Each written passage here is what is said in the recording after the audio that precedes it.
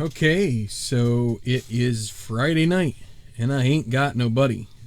Well, I do have somebody, but that's another story for another day. Tenacious Earl here with, when I have one of these that's kind of just like, hopefully on the shorter end, but also kind of like, who knows what's going to happen or what the deal is. I just kind of go to that weird, live from the Tenacious dugout picture because, I don't know, it really looks goofy, and that's basically who I am, is just, I almost don't even care the way I look half the time. But I do have a USA t-shirt on, so at least I have that going for me. So, this is Unboxing Big Dummy Edition, which, and the comment says, what? And the reason I am doing this is because I actually did realize that what I thought was the case, I wanted to confirm it before I actually did this, and I did beforehand. So it's not actually in a cardboard box, but I'm going to go ahead and switch it over here. And I'm here to tell you that what I got this like a year ago, History Maker Baseball. Now I'm getting this out because it has been, oh my goodness. Let me see, do I still have the video up there? I did a search. Oh man, I don't think I kept it up.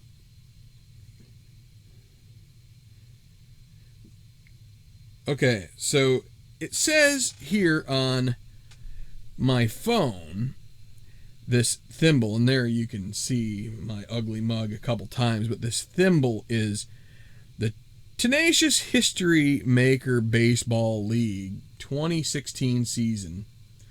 It says streamed 3 years ago. I have a couple that say streamed 2 years ago. So really, the last time I played History Maker Baseball was 2 years ago, and a friend of the channel, Baseball Demos, a very good friend of the channel, was kind enough at the time to send me the game itself, and he sent me his copy of, I believe it was his copy of the 2016 season. He was all done with it, and he had nothing better to do with it, and he was just like, "Here, have a try. Have it a try." He wanted to buy the new edition, so he did, and he gave me his edition. So that was the start of the thimble. And then the thimble kind of like, it's one of these things where, again,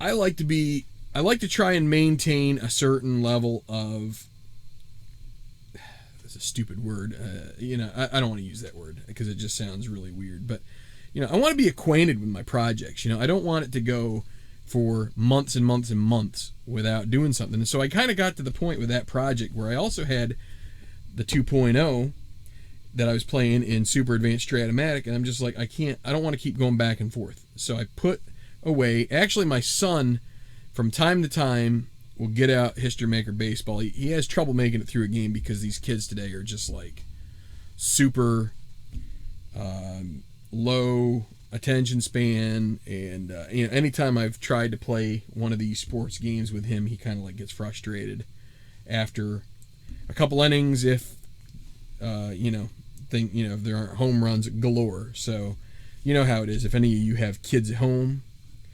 that are sort of in that 0 to 18 stage, you'll know. But so about a year, maybe year and a half, I could look it up and tell you, but I got History Maker Baseball, the newer version, and so there is a letter, and I shouldn't show the letter because it's got my address on it, but that's okay.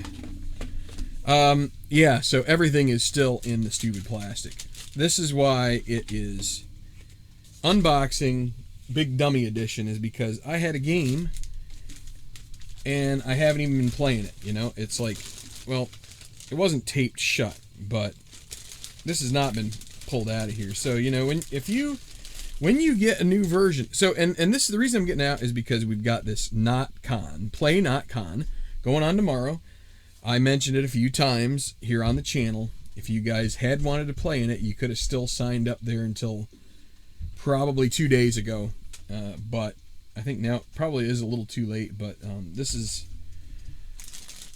Keith and company's way of getting fans together to play some games. So you get your 3d6s and you get your decider die and a couple of chips, which, depending on how you play, you may or may not need. I think some of that is just for showing things up around the bases, but let's go ahead and get this out, because this is one of your play mats, and there are guys out in the community who have designed super duper exciting, cool, helpful play mats. And if you go on the Facebook group and look under announcements, and then there's an FAQ link to like a Google Drive site which has all of those play mat files. You can go to then take one of those that you like to Inked Gaming. It's a web link, and you can have them print you out a mat. I don't know, it's like $25-$30. I don't know. I've never done it, but you could. I will probably be using this guy tomorrow. This is the stock mat that they give you. And you also get kind of the dugout, visitor dugout. That's right here. And so you can put your umpire cards on there. You can put the dugout, and it's got some of your strategy / rules in there. You got the game book. A lot of you've seen this before. You know, it's got the traditional double or History Maker format, where you go basically 3 different checks. Same thing with History Maker Golf for the most part. Check one thing, then the next. So in History Maker Golf, it's drive, then iron. Then if neither of those match, in this game, it's pitcher, then batter, then fielder. So, and again, I played quite a few games back 2-3 years ago, and just again kind of got. Now the thing with the 5.0 is they start introducing more of the baseball trading card rules, which Tabletop Earl has gotten into here on the channel. He's played a game or two with just trading cards. You get your game day rolls, which for me, this is why the next Tenacious Baseball League I do is going to be based in History Maker, because I think this is an awesome way to kind of like dictate mood changes and things that are going to happen to your team that are going to cause, you know, especially if you're playing something like the Tenacious Baseball League is more or less fictional. Teams will play at each other, but we aren't following a set schedule. It's a fictional schedule of 10 teams that we choose randomly. So, you know, this is one of those things that really adds to your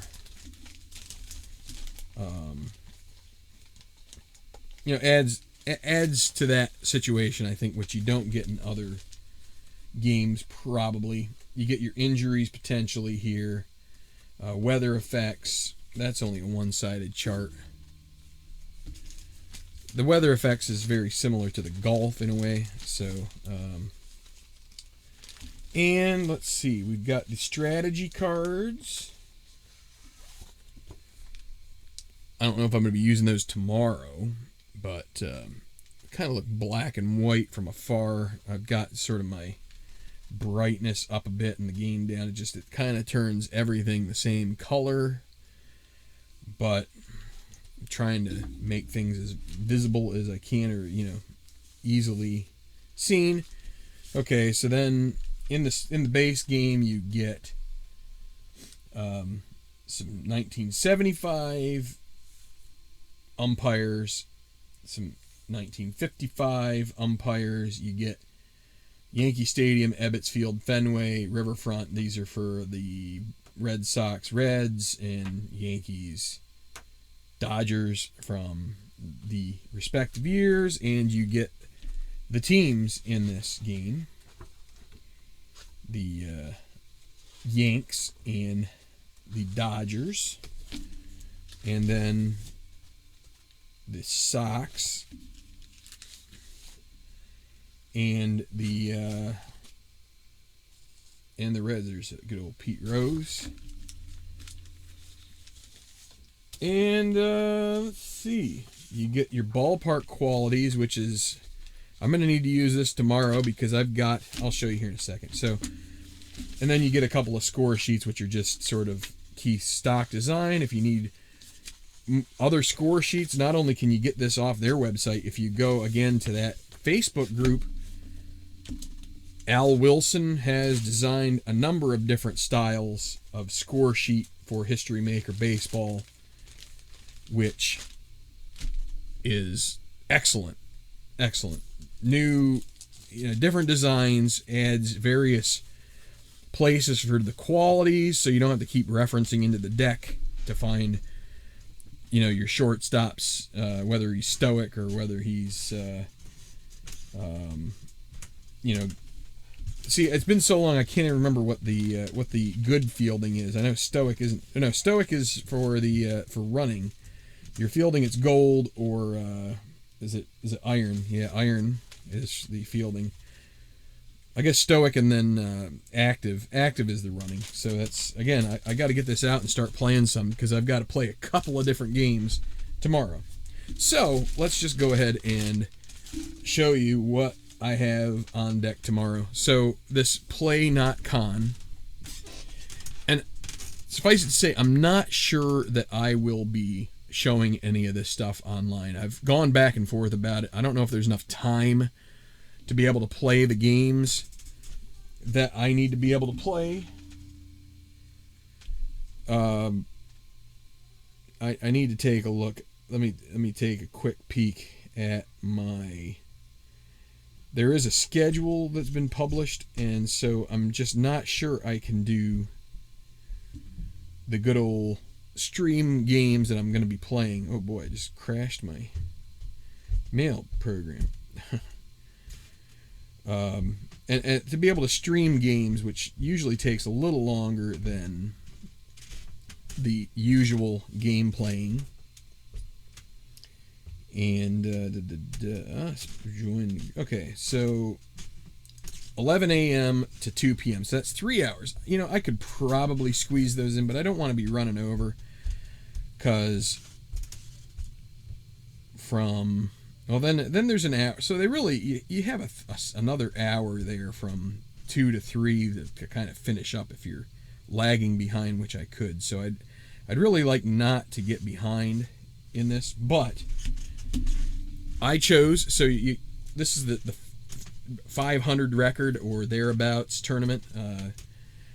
Sounds like it was Travis Jansen who chose basically a team from pretty much every franchise, and then some that are defunct now. Teams that were right around 500, try and normalize it as much as it can, and trying to get everybody even teams. You could choose which team you wanted. The reason I chose this team is because I was looking for something that would kind of bring me back to that period of time when I was most becoming enamored with the sport. And it went away for a while in the 90s, but I would say from around 85 through 90, 91 was sort of like my optimum time for baseball in terms of when I was in my youth. And just a moment here, I'm going to go ahead and put this in here because I feel like I'm just showing you a blank tabletop, and that's kind of weird. But yeah, so I wanted to pick a team that was more like in that range, and so there wasn't any team that I was like particularly into at that point. But I did choose the Royals from 1987 as the team I'm going to play. So, you got a lot of those guys like Saberhagen, you got George Brett, Seitzer, Frank White at second base, Bo Jackson's on this team. So, there's some iconic guys there. It's not, it really is kind of like a 500 team because There's some weakness there for sure. You've got some big names, but not everybody is going to be that great. So, and then who they matched me up against. So I have to play 2 games, or potentially 3 if it's a draw between the two. So that's why I think having a 3-hour window, I really need to try and crank through 2 without trying to like broadcast.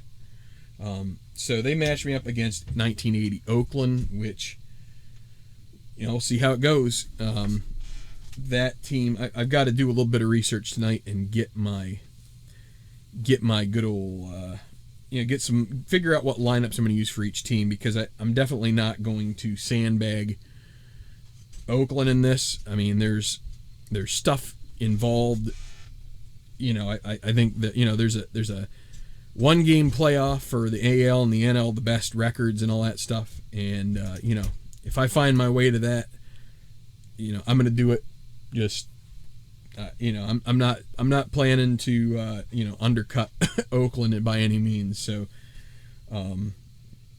hopefully, you know, hopefully the games I play are good. I kind of like to do it online, but I'm afraid of time. So, but you never know. I might convince myself tomorrow morning, once it gets to time, to just get going. The other thing is, if I do that, then they also have some concurrent things that are kind of like streaming on their channel that I probably can't observe. So that kind of like makes it a little bit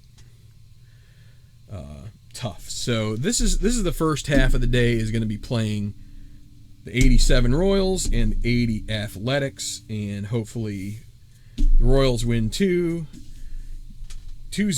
and you know, just stomp them, and then, you know, I have to manage another game in the evening against another team. We'll see. We will see. I know Mark Russell also has the 87 Royals, so, you know, if that for some reason is a real special team, then, you know, him and I might be managing for that top spot. If it's not, then we're just having some fun, and that's what it's all about anyway. And then the afternoon is this beauty. My printer isn't so great. You know, I probably should have replaced the ink. It says the ink's out. It's definitely not out. It's not bad. It really actually did a pretty good job of these, but man, they did a real nice effort to try, and it's a little tough to see it, but they put little scenes in the background and stuff, and they tried to make Yellowstone National Golf Club be pretty interesting. And, you know, maybe once this is all over, you know, I'll get out mine and Tabletop Earl's golfer cards, and him and I'll go play this one time on the channel just for fun. Has some challenge to it. Number 2 is pretty challenging. Number 3 is quite challenging. These guys both have the caution symbol and 5 degrees, of course, difficulty. So you're probably hoping for pars there. You'd really like the white 6 if you could get it. You got a relatively easy par 3. Someone's going to make a hole-in-one here, probably. Challenging firm. That's not super tough, but it is pretty tough. That's pretty tough. You get on the golf cam green, and, you know, so if you're buying control on this, because it's not semi-daunting, you just have to use 1 chip. You've got a decent chance of ending up on that golf cam green, which is going to drag you into challenging. Also, that's another way to get a firm. So you also have the direct 4th. So this is a short par 4. It is one of these that has what they call the boutique rating, where you have to choose ahead of time if you land on the, let's see.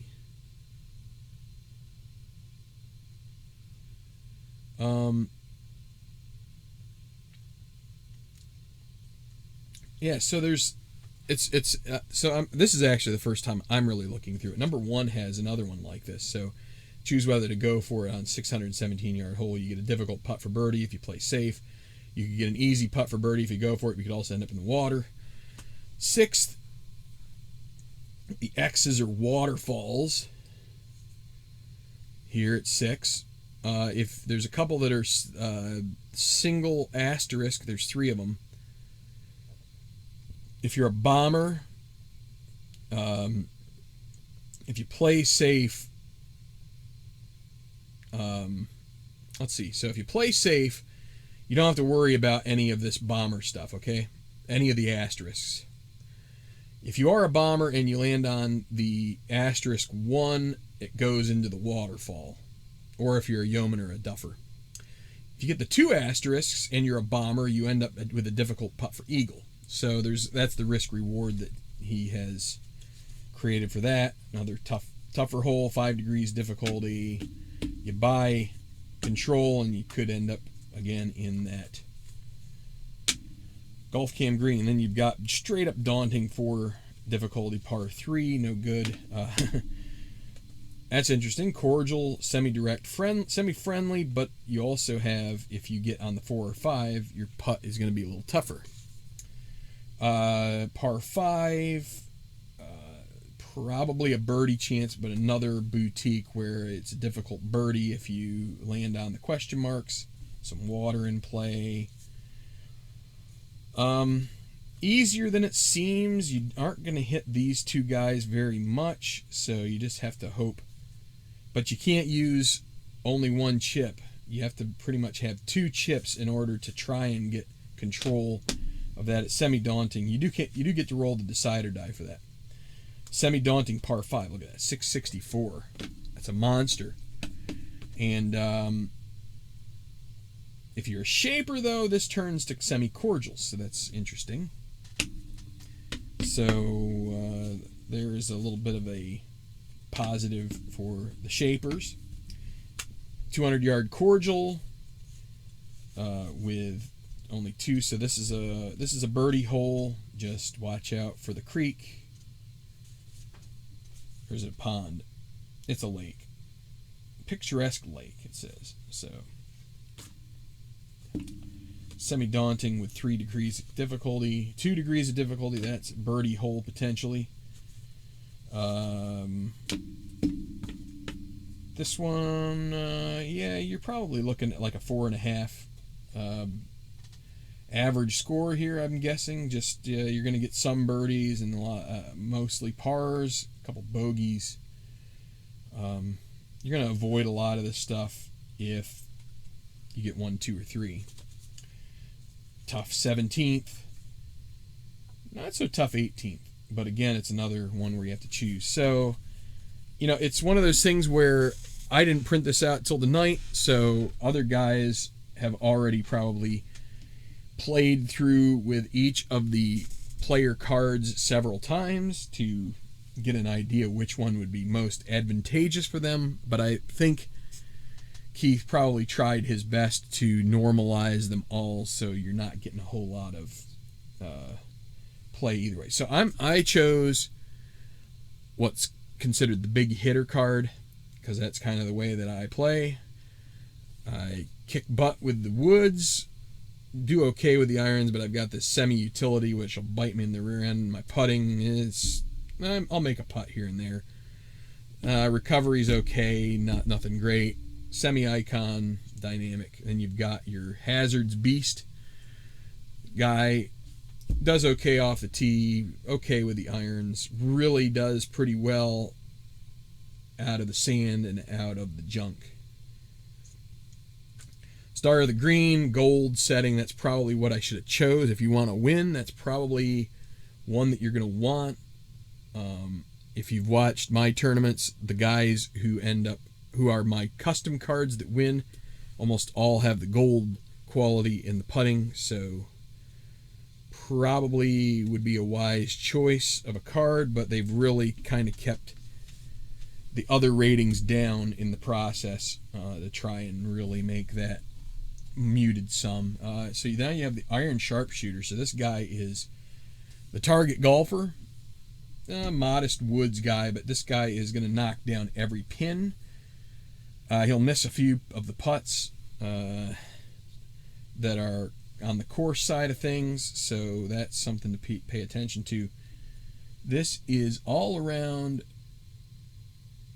what does that say? All around solid. Okay, so this is another good one to take because the semi-gold is still pretty good.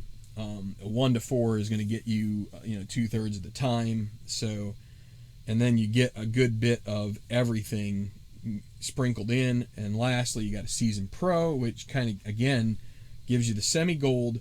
This is a pretty, those are two good ones to have. And I do think you see that the shaper is helping you on a hole.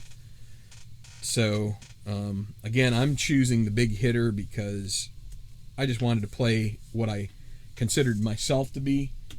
So, let's see. The A's are infamous for their way overused starting pitching. Some of them later said Billy Martin ruined their arms. So, okay, and then Paul said, ignore his last words. That's fine. Yeah, that's. I'm gonna have to look through, but it looks like Rick Langford is probably their top starter. Just looking through, well, it could be Mike Norris. He's got semi-ace and semi-flash, so I might have to start with him for Oakland. But I have to see what their rotation looked like back then. I think Saberhagen will go first for me.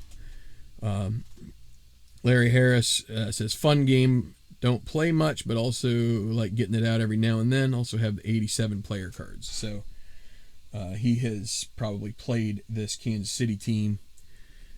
They also sent with the,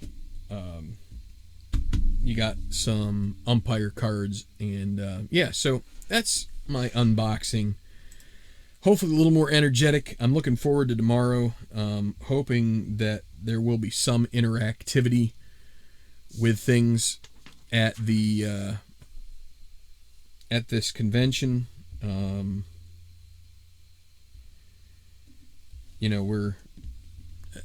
I've never been to the convention in Denver. I really hope that maybe next year could be finally the year I get to go. But you know how it is. It's a pretty big expenditure coming from the East Coast. So, but how often do you get to do these things? I mean, it's once a year, but hold on a second. It's funny. I was going to say with COVID around, hence the cough. Wasn't planned that way. With with COVID and the things that are happening right now, it kind of leaves you feeling like it's not a bad idea to take the things that you have previously taken for granted and maybe do something about them, like these things, because you just never know when you're not going to have the time to be able, or potentially the faculties. With the coronavirus, some people have been left in pretty bad shape, even if they have been able to overcome the illness and, have gotten in pretty bad shape. Just getting out of it, and there can be long-term effects. So that could even impact somebody's ability to want to be able to go and do something. So, we clear this hurdle here, hopefully in the next few months. It may be one of those deals where more than just a few of us are going to say, hey, it's time to stop taking life for granted so much. I mean, I don't want to go and be frivolous, but there are a lot of people that I've interacted through the Play Facebook community, through the Delphi forums, through YouTube here, and I have only, honestly, I think there's just one person I have met face to face out of all of them. And I even have somebody here within the state that's not too far away from me. And that needs to change here at some point. So hopefully, things get back to normal here in, maybe the early part of next year is even being optimistic, but I think we can only hope. So I'm looking forward to getting to play some baseball tomorrow. Actually, I'm going to be playing a little baseball tonight before bed, and then also kind of like gearing up with a couple games in the morning. I don't know if I'm going to cut up these historic teams and try to get a couple games in with those. because there's something, I don't know about you guys, there's something kind of weird when I'm going to be doing a competition with teams, and then I'm going to play, am I going to play games with them? It's like that beforehand, it kind of feels like I've already gotten some reconnaissance at that point. Instead, I should just be taking the teams and going and not worrying about it. So I might just do that. I might just split up these cards out of the box, play a couple games, get my chops back together. So probably will not see me tomorrow on the channel here, but hopefully be interacting in some live stream chats over at the Play YouTube channel, and hope to see some of you out there. Leave a comment if you're planning to play in it. If you want to mention which team or golfer you're choosing for whatever part of the tournament. I also know that there's some stuff, I believe it's going on Sunday, with respects to some of the, if you bought into the Platinum Edition or Platinum Package. I have to say, Play has these kind of alternative rule games, like there's Fury Hardball, Fury Football. I just have not really taken the leap to any of those. But I did remark to somebody the other day that I probably should keep a more open mind about those things, because the fictional golf, I mean, I've had a blast with that. I keep moving into sort of new areas with that. Kind of like, it's taken on a life of its own. And I think anybody who likes anything from their baseball game to their soccer to their football, I mean, I think if you should try at least one of them in a fictional set of players. Just give it a shot. You might be surprised at just how much those players do come to life, and you get to know them. I've gotten to know all of those player cards pretty well. I mean, I don't know like what trait each person has, but you see the Shinji Kanishis and the even like the Mauricio Mondragons and things like that. It's just like, I kind of root to see a few of those guys get in there. Maruz Hirano. I mean, it's like, where is this guy from? But it's like, love to see one of these guys get into the final group at some point here and have a good tournament. So, okay. Which baseball game is it? Longtime Strat and Diamond Mine player. This is History Maker Baseball. So it's tomorrow is the Play convention, and if you're not a Play guy, hopefully there's a point down the road where, I mean, I don't sit here I try to advocate for as much as I have played. As long as I think the game is worthy, and I don't think I've yet to play a game that I feel just isn't worthy of your money. I think pretty much everything I can't think of a game I've played that just seemed like it was complete bunk. So, but these games have, the Play games, it just takes on sort of a different life than the completely stat-based. Strat, Diamond Mine, that's all about replicating stats, and your 162 game statistical model where you're going to hopefully reproduce the numbers that the cards or the player attributes have been designed to be. Whereas History Maker Baseball is that whether you find it accurate or not is up to you, but there's some intangibles that are incorporated into that game that you don't really see in the other games, which could or could not be something that's for you, right? I mean, some guys may think it's pretty neat that you could have a clutch situation in baseball, or being hot, or let's see. I think there's you've got like infield drama, plate drama. You got your right now chart, so that's kind of like the hot thing. You've got player experience, so it takes into account whether they are new to the game, prospect, new to the big leagues, or an icon.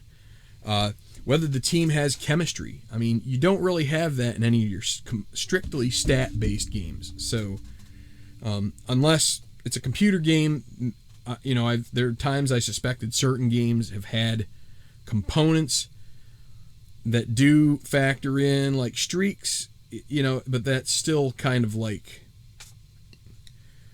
I feel like it's kind of conspiracy. And I don't like this. And then there's, a number of different other alternative charts, but, play tends to try and incorporate, just like I say, some of the intangibles that you're not going to see in Stratomatic. So, the golfer names are awesome. Yeah, I don't know where Keith generates the names. I suspect that he does some of it through maybe harvesting from other sports, maybe the music world, maybe just a random name generator, like Maurizio Mondragon. I know that at one point for the Philadelphia Union there was a goalkeeper, and he also was a goalkeeper in the Bundesliga, and I believe he was Colombian. It was Farid Mondragon. So, you may get some of those names. Van Dyke. Right now, maybe some people argue that Virgil van Dijk should be considered as one of the top players in the world. I mean, he is a top player in the world, but maybe the top player in the world. I think they've wanted to talk about him for Player of the Year. So, but that doesn't necessarily mean that's where that came from. But I just think he finds ways to take names from. Anyway, it's fine. So that's kind of like it. You might want to give one of them a spin. And like I said, if the nice thing with the golf was, I mean, I could buy anything from the 20 teens, early or the late 2000s, and I automatically know. Well, I'll tell you what. Even with the fictional set, the guy that I have in my tour right now who is dominating, his name's Dustin Emmerich, and actually he is on Woods type domination, and I have to do a little bit of change to tournament participation because of it, but because he's playing in too many tournaments. To have Tiger's level of domination, he should be playing closer to half the tournaments, and instead he's playing like 2/3 to 3/4, and that's the reason why he's winning so many. But still, it's like his dominance has been Tiger Woods level, and which it's really weird. But so for me, I have to not like that player.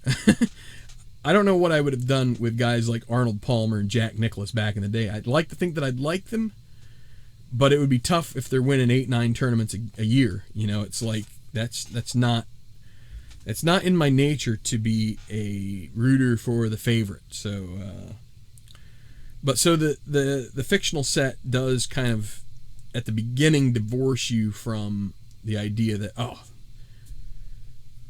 such and such team, I just have to dislike them, or such and such golfer, or take your pick. So anyway, it's worth a shot if you're looking for something different. If you've had enough of the stat based, then it may be worth a shot. But I mean, I still play a lot of strat on here. So anyway, I'm going to sign off now because it's been 40 minutes. So thank you for checking out this unboxing. Yeah, maybe I'm not a big dummy anymore.